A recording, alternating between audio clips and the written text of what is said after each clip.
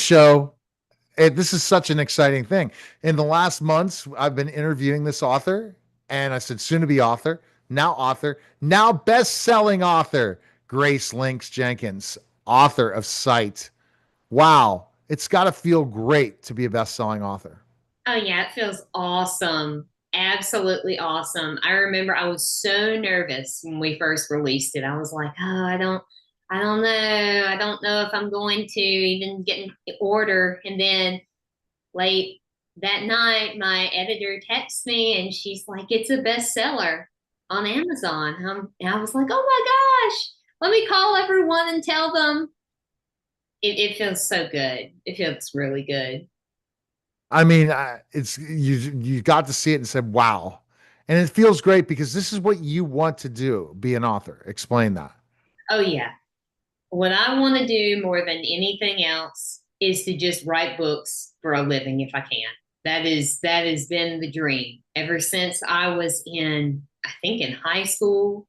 I've always kind of been like, you know, it would be great if I could just write books for a living and be my own boss and share stories with people. And I think that's the important thing, and that's where people that the book is out now, guys, and people have read it. Give some feedback, guys.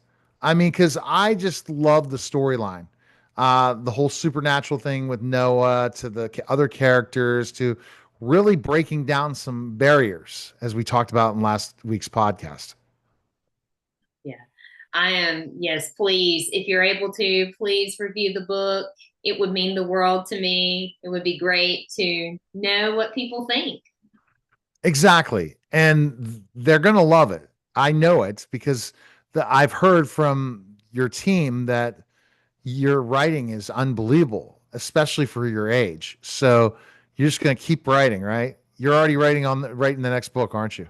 Oh, yeah, I'm already working on outlining my fantasy series as we speak. Um, just getting to the point where I'm okay with it. And then from there, I'll write out some drafts, get it edited, and then hopefully get it sent out, which this one should not take as long to write as Sight, I don't think, at least the first book anyway, because it's more like you've done it before. So you kind of know what to expect, and it's less daunting once you've already written a book because then it's like, oh, okay, I wrote one book. I can write another one.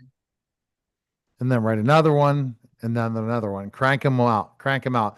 Yeah. Once you do something once and you feel really good about it, it's easier to do it a second time. Oh yeah, exactly. It's like, oh my gosh, why did it take me so much time to get to this point? And now I can do it much faster. Yeah. It's the try again method. Now, what are you going to do differently writing your second book that you did in your first book? Well, I think for starters, with my second book, the outline is probably going to be a bit more detailed because this is a fantasy series. It's got a bunch of lore.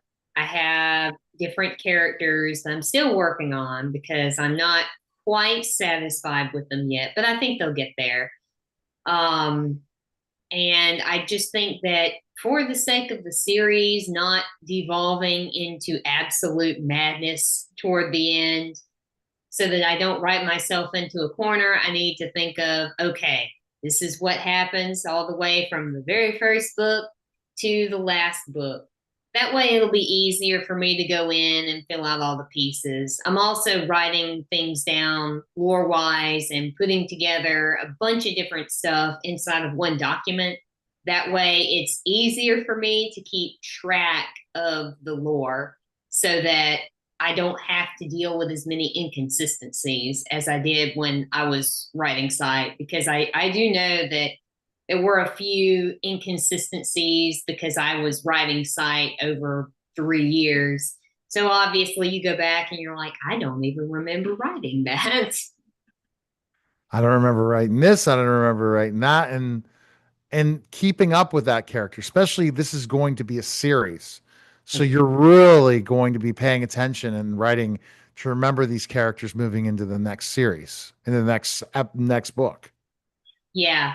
It's never the big things that get you either. It's always the little things because it's like you'll forget one very specific detail, like eye color, or you'll forget that they said this thing or that they did this thing, and it'll be something minor. It's never something major, but it's those little things that'll add up where people will look at it and they'll go, huh, didn't it say earlier here that this character did this? Why are they now doing this thing? Or didn't this character have these color eyes? And it's normally your secondary characters where that happens. It's always the eye color for me with the secondary characters, always. So this is a recommendation now as an AI movie maker. I'm going to start uh, coining that phrase. I am an AI movie maker. I never would have thought I'd say that because I say, how would I have time for it? But now I'm trying to carve out time helping my clients do this is we really have to be descriptive in our writing and descriptive when it comes to the characters and the scene, the setting, all the things I learned when I was a teacher in school teaching English. It's really important now. Yeah. It has to be so descriptive and so visual because when you have a character and it can't come to life, a lot of people who write books don't have illustrations, so they never get to see their characters come to life.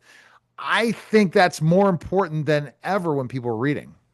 Oh, yeah, absolutely. Um, if you're going to present any character or any scene, you have to have details. Thankfully, the way it works for me, how I write is that I'll just see something in my mind and I'll be sitting there writing down what I'm seeing. And a lot of the times, the characters themselves and the emotional hits of the scene and a lot of those details, those are easier for me. When it comes down to it, I know also just writing down the descriptions of some characters have helped me as well, especially with the characters that just aren't as important to the plot, but they still do show up. If I can't always remember tiny details about them, but I can write it down and then come back to it and say, oh, this character had these color eyes and this color hair, and they did this. So I also draw my characters as well, which I do think does help quite a lot.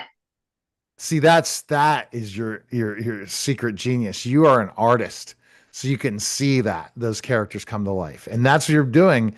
Probably you've drew these fantasy characters even before they were created, in certain ways. Yeah, I did. I drew Noah, I drew Augustine, I drew the other self.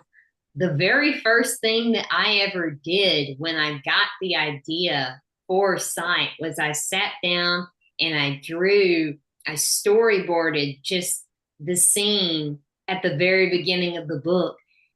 And I was like, I gotta write this. Now, my question to you is, do you want your characters to look like graphic novel characters or real human beings? For me, it ultimately depends. Now, me personally, as somebody who's enjoyed anime quite a bit, I tend to prefer my characters in a more semi realistic anime style or in a more graphic novel style. Mhm. But I can also see the value in having them displayed as realistic as well, because a lot of people tend to prefer the realistic looking version rather than the more stylistic and Exactly. style. All right. All right. So everyone needs to go to gracelynxjenkins.com and purchase an autographed signed copy from a best-selling author. Appreciate it, Grace. Thanks again. You know, All right. You're listening and watching The Neil Haley Show, and we'll be back in just